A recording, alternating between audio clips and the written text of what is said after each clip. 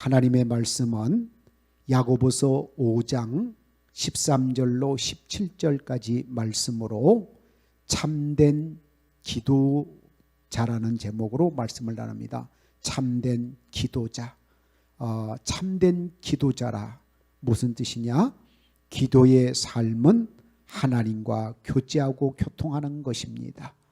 그래서 이 기도라고 하는 것은 아무나 할 수 있는 것이 아니기 때문에 진짜로 참되게 오늘 하나님 앞에 나와 이 기도하는 사람이 있는가 하면 헛된 마음을 가지고는 절대로 기도가 되지 않는다는 얘기입니다. 그래서 신앙생활을 잘한다 못한다는 물어볼 필요도 없어요. 그 사람이 기도하고 있는 모습이 보이면 그 사람은 하나님 앞에 속한 사람이고 신앙생활 잘하는 사람이에요. 기도는요, 억지로 하라면 할 수 없는 것 중에 하나예요. 기도는 당신 기도 좀 하세요. 또 옛날에 우리 아이들을 보면서 잘 하다가도 어느 어려움이 자기가 슬럼프에 빠지고 또 여러 가지 방황할 때는요, 기도를 하라고 얘기를 수없이 귀가 닳도록 해도 기도의 자리는 나오지만 기도하지 못하더라고요. 마음대로 안 돼요. 그런데 어느 날 스스로 앉아서 기도하면서 정말로 그 임재가 오거든요. 기도는 하나님과의 교제와 교통이라고 하는 영적인 굉장한 파워와 임재가 함께하는 시간이에요. 우리가 깊고 그리고 정직하고 그리고 믿음을 가진 기도는 역사하는 힘이 크다는 것은, 역사라는 것은 파워가 있다는 얘기예요.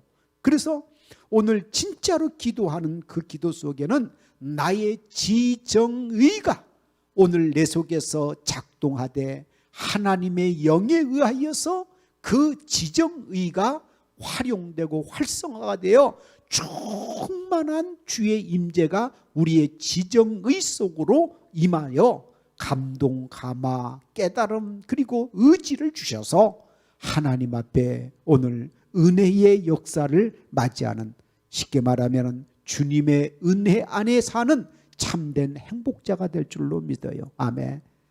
언젠가 간증을 했습니다. 기도는 응답받는 것이 기도라고. 그러나 응답받는 것 못지않게 소중한 것은 하나님이 나와 함께 하시다는 것을 확인하는 것이 오히려 더 많은 우리에게 은혜가 될 때가 많습니다. 응답은 그때그때 응답이 올 수도 있고 더디 올 수도 있고, 응답이 우리 삶 속에는 안 올 수도 있어요. 그러나 하나님이 나와 함께 하실 때는 그 응답보다도 더 큰 것은 주님이 나와 함께 하셔서 내 마음속에 임마누엘의 은총을 주시고 있을 때 그 이상 무엇을 더 바라느냐 이 말이죠.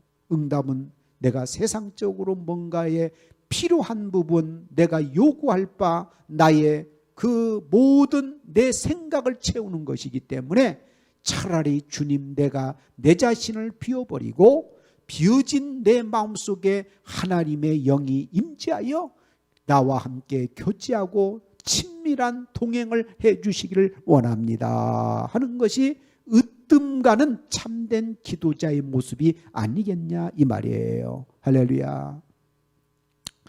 오늘 기도가 왜 참된 모습으로 기도를 해야 하는가? 참된 기도자는 어떤 것인가? 오늘 본문의 말씀에 13절 말씀에 이런 말씀이 있더라고요. 다른 것이 아니라 너희 중에 고난 당하는 자가 있느냐. 여러분, 고난을 당하면 뭐부터 하고 싶어요? 고난을 당하거나 어려움이 찾아오고 그리고 걱정 근심이 갑자기 생길 것 같은 일들이 있었을 때 뭐 하고 싶어져요? 신앙 있는 분들은 기도하고 싶어지죠. 기도하고 싶어져. 그런데 이 마음속에 어려움이 오고 그리고 걱정 근심이 와도 기도를 못하는 사람이 있어요. 그 사람은 왜 그러냐? 이 마음에 헛된 생각이 있기 때문에 그래요. 헛된 생각. 그러니까 하나님이 보시기에 합당하지 않는 마음이 가득한 사람은 기도할 때의 기도가 안 됩니다. 기도할 자리에 나가려고 하는 마음도 없습니다. 실제 그렇습니다. 예. 그리고 옆에서 기도하십시오, 기도하십시오 해서 되는 게 아니라는 거예요. 이 마음부터가 오늘 내 마음속에서 참된 정직하고 그리고 순전한 마음을 가져야 돼요. 이 마음은 뭐냐면 내가 내 마음속에 오늘 죄가 있다 없다가 아니라 내 양심과 내 마음속에 그 정신이 오늘 주님을 향하는 순간 기도하고 싶어지는 거예요. 기도하고 싶어지는 거예요. 그러니까 기도하려고 하는 이 참된 마음을 가진 사람은 오늘 어려울 때는 기도하여서 그 어려움을 극복할 수 있는 것이 일반적이에요. 두 번째는 뭐냐 그러면은 이 기도에 곡조가 붙어 갖고 있는 걸 찬송, 찬양이라고 얘기합니다. 근데 찬송과 찬양은 언제 하게 되느냐면 보니까 즐거워하는 자가 있느냐 그는 찬송할지라 그랬습니다. 우리의 삶 속에서 항상 고난과 염려만 있는 거 아니잖아요. 무슨 때가 찾아와요? 즐겁고 기쁘고 형통할 때가 있지 않습니까? 아무런 걱정도 아니고 우리 삶 속에 행복감이 찾아올 때가 있잖아요. 즐겁고 기쁠 때가 있잖아요. 그럴 때는 무엇을 해야 되느냐? 이때도 똑같습니다. 마음이 허탄한 사람은 일이 잘 되고 걱정 근심이 없을 때 사람이 하나님 앞에 태만해지기 시작합니다. 방탕해지기 시작합니다. 문제가 없는 사람은 오히려 더 위험에 처할 수가 있어요. 신앙적으로요.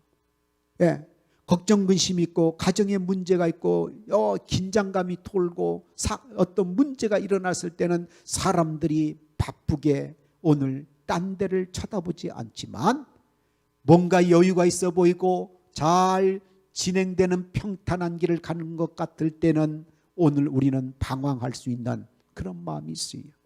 그러니까 쉽게 말해서 즐겁고 기쁜 일이 있을 때 우리 기독교인이 바른 신앙의 자세를 가진 사람은 무엇을 하느냐? 오늘 찬송하며 주 앞에 나갈 것이다 이 말입니다. 할렐루야. 찬송이 얼마나 소중한지 몰라요. 찬송의 신앙, 기도의 신앙 같은 말이죠. 그래서 이 찬송은 뭐가 그 안에 들어있냐면 빠지지 말 것은 찬송은 하나님 감사합니다. 할렐루야. 이렇게 평안함을 주시고 문제 가운데서 해결점을 주셨으니 감사합니다. 할렐루야. 신약의 강령이 뭡니까? 3대 강령이 뭡니까? 첫째는 항상 뭐요? 즐거워하라는 거예요. 항상 즐거워하라.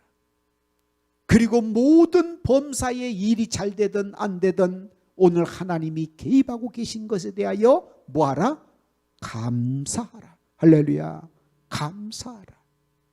그리고 뭐요? 오늘 나온 대로 쉬지 말고 기도하라. 이게 이 신약 성경의 3대 강령이라고 하는 겁니다. 하나님 나라가 우리에게 이미 임했어요. 예수 그리스도가 오늘 우리를 위하여 모든 구원의 역사를 완성하셨어요. 우리는 예수를 잘 믿기만 하면은 오늘 당당하게 하나님의 나라에 들어갈 천국 시민권을 가졌어요.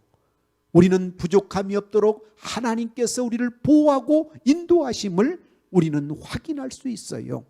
자, 그런 입장에서 오늘 우리는 범사에 즐거워하고 기뻐하고 감사하며 기도하는 것, 쉬지 않도록 하는 것, 이것은 우리 기독교의 중요한 신앙생활의 핵심이랍니다. 자, 그래서 이제 우리가 이 땅에 육신을 입고 사는 동안에 천국에 들어갈 때까지는 항상 뭔가가 부족해요. 충만하지가 않고요. 또 뭔가가 채워졌으면 그것을 빼앗으려고 하는 악의 세력이 이 땅에 공존한다는 사실입니다. 악의 세력이. 그래서 시마다 때마다 오늘 우리의 대적이 있다는 것을 인정하는 것은 신앙의 성장 중에 하나예요.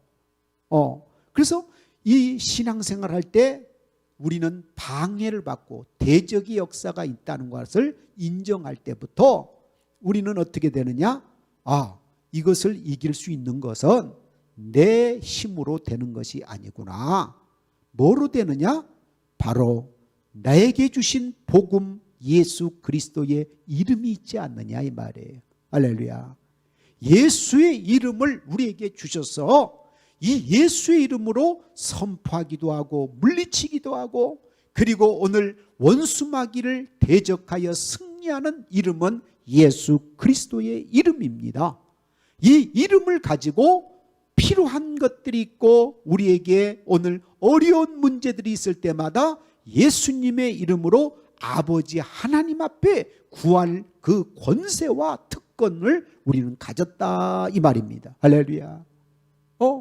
그러니까 신앙생활의 원리를 정확하게 성경적으로 잘 알고 있는 성도들은 오늘 후퇴할 수 없고 물러설 수 없는 그런 신앙의 삶을 살 줄로 믿습니다. 자, 오늘 어떤 일이 교회 안에 생겼냐 그러면은 아픈 사람이 생겼어요. 병든 자가 생겼습니다. 중요한 일은 뭐냐면 오늘 14절 말씀에 보니까 병든 자가 오늘 생겼습니다. 다급한 상황이 벌어졌습니다.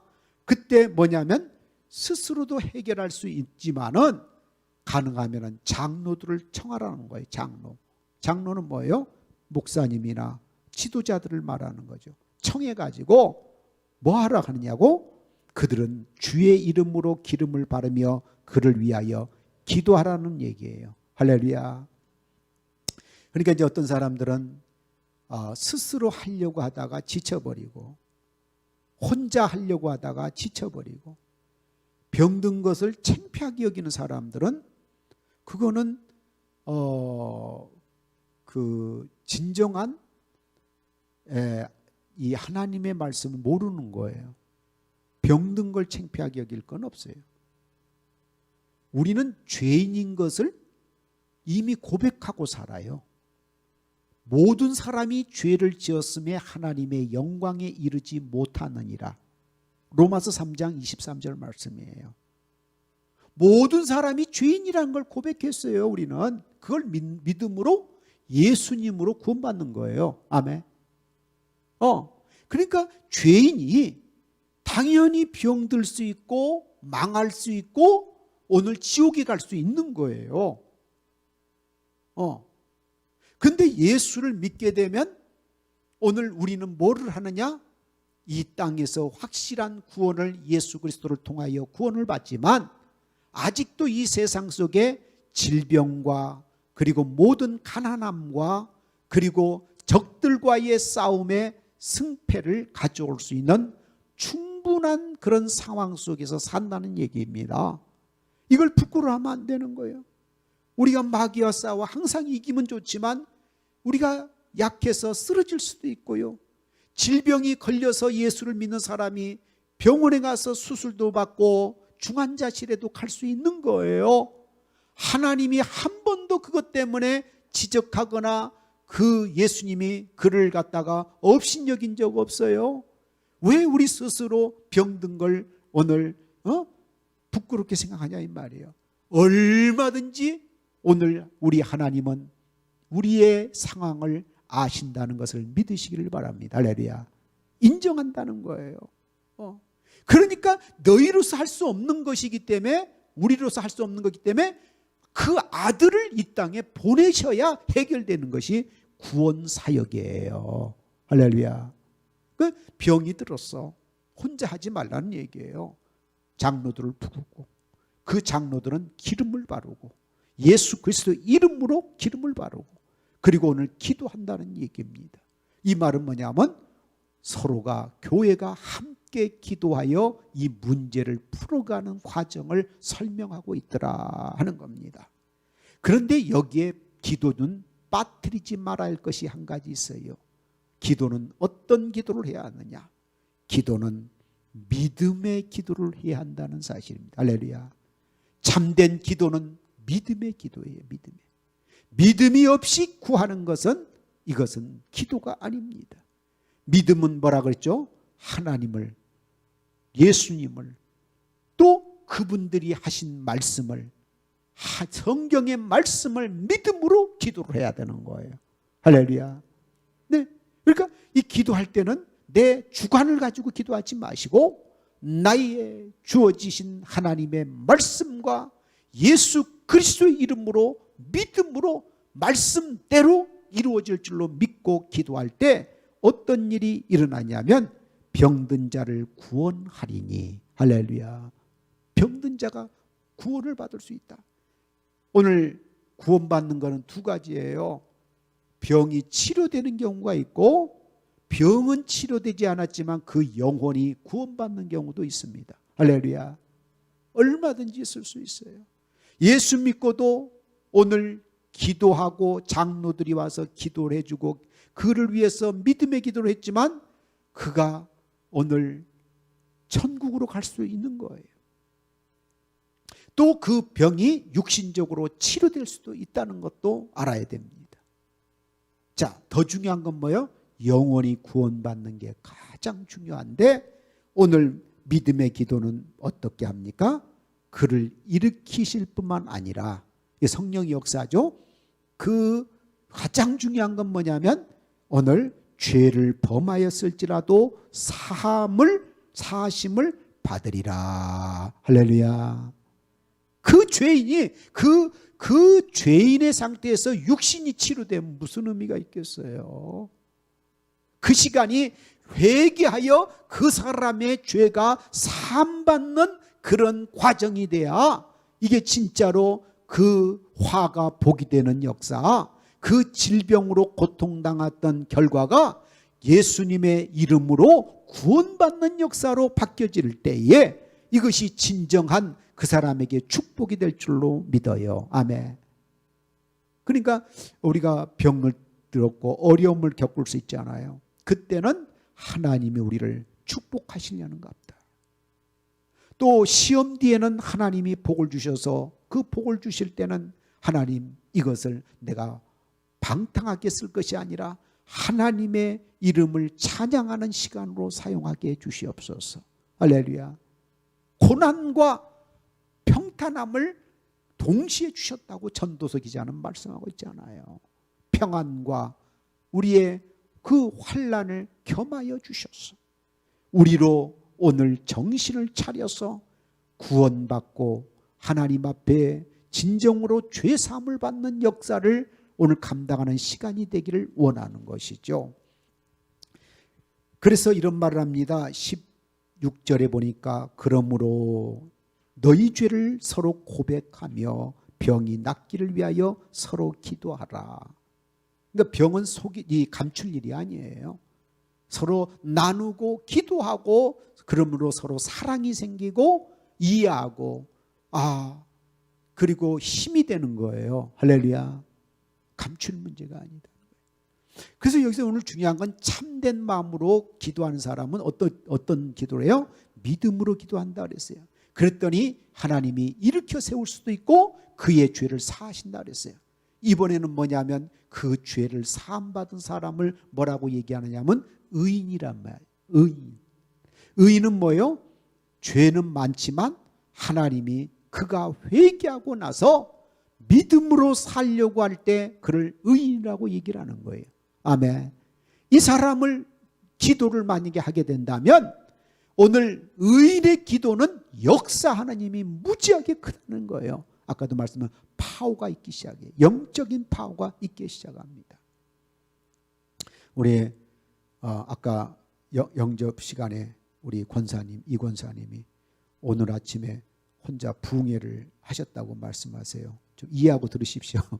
부흥회가 뭐냐면 다른 분들 다 가시고 나서 기도가 막 이렇게 이게 이제 그 굉장히 강력한 기도가 될 때 있잖아요, 여러분들. 막 속에서 우러나오는 강한 기도가 막 되면서 막 이렇게 기도가 되면서 그 기도가 이 물리치는 기도도 나오고 한참 물리치니까 방언이 막 특별한 방언이 나와서 그것을 물리치고 났더니 평안을 주시고 난중에는 웃음을 주셨다. 이 간증을 하세요.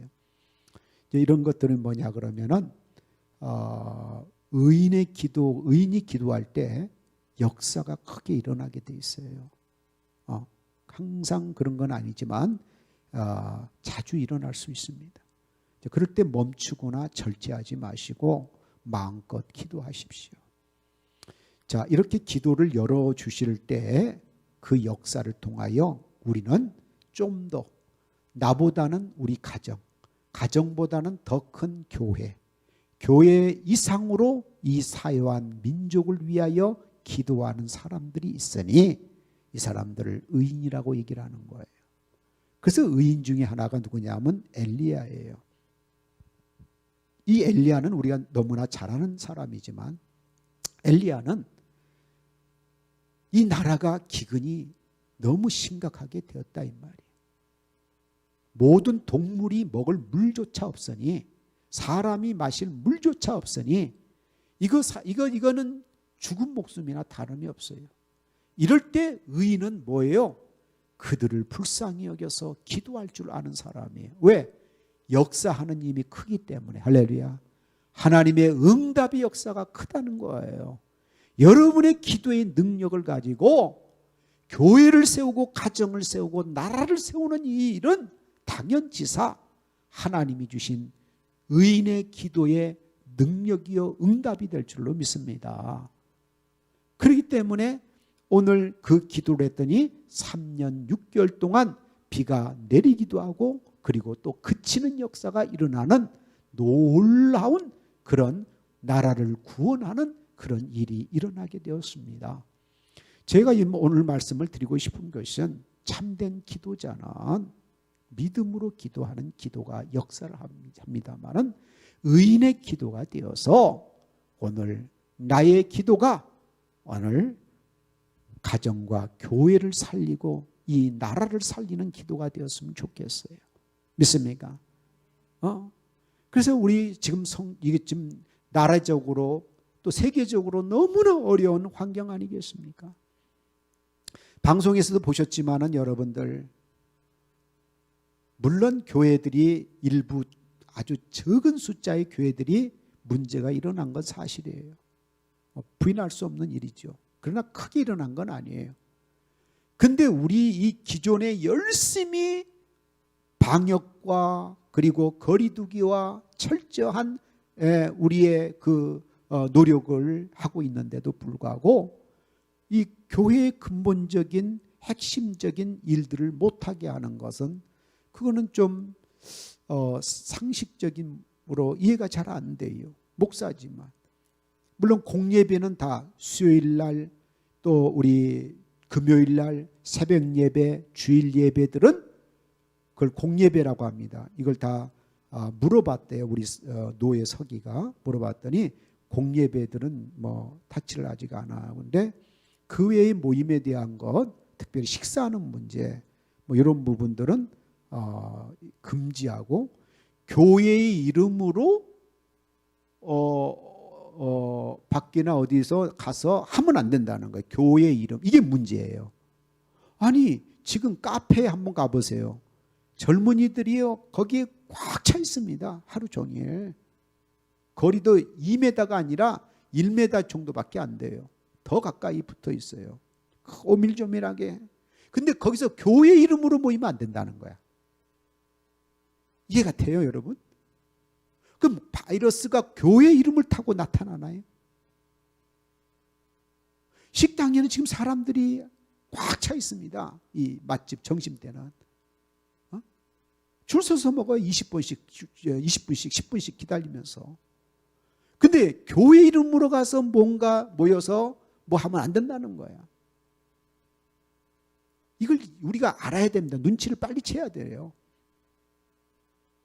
사실 교회에서 먹는 거는 더 조심하고 이렇게 하고 있는데 어쨌든 간에 먹는 문제는 어떻게 그런다 한지라도 나머지 오히려 소그룹 3m, 5m씩 지금 보면은 막 3m, 앞뒤 3, 4m씩 떨어졌는데 뭐 20명 미만의 모임은 아무 문제는 없는데 오히려 그런 걸 단속을 하고 있어요.